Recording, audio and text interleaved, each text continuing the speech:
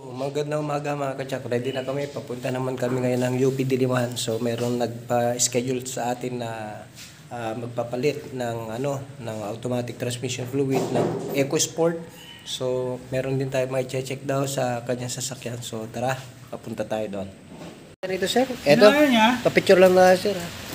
Okay sir. Ayan. Dito kami sa Quezon City, UP. Ito yung sasakyan niya, Ford. So, pinakonsult sa atin at check na rin natin.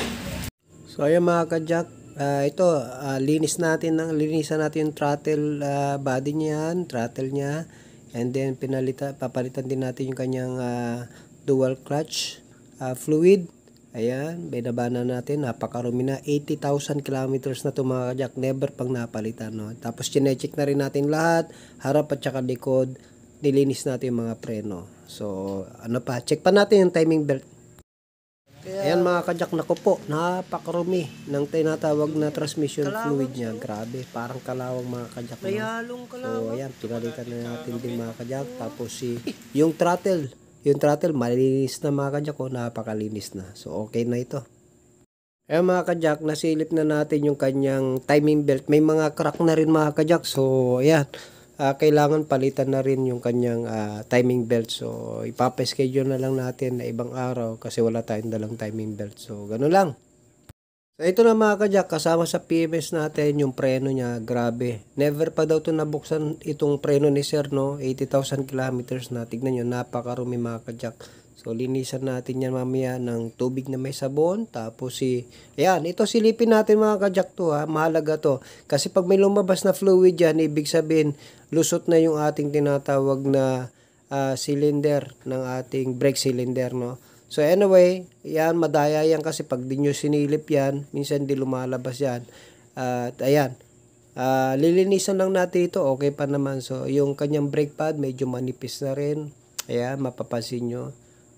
Kung pwedeng palitan na rin natin mga kajak. So, yan, kasama sa PMS natin yan, harap at saka likod, nilinis na natin mga preno, chiniklan natin lahat, kung ano yung pwede natin gawin sa sasakyan na ito. Hello, magandang araw po uli sa ating mga kajak. So, review lang tayo kanina, may nagpa-PMS po sa ating kanina na Ford EcoSport. So, dala tayo ng DCTF, Dual Clutch Transmission Fluid.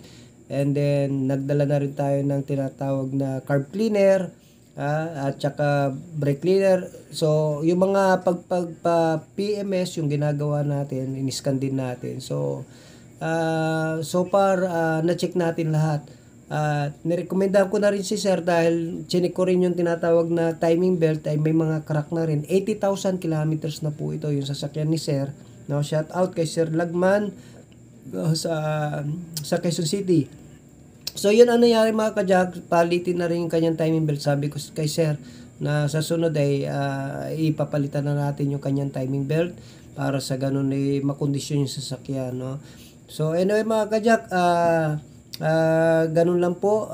Kasama sa PMS natin ay pag-scan. So in-scan ko yung sasakyan, wala naman pong problema.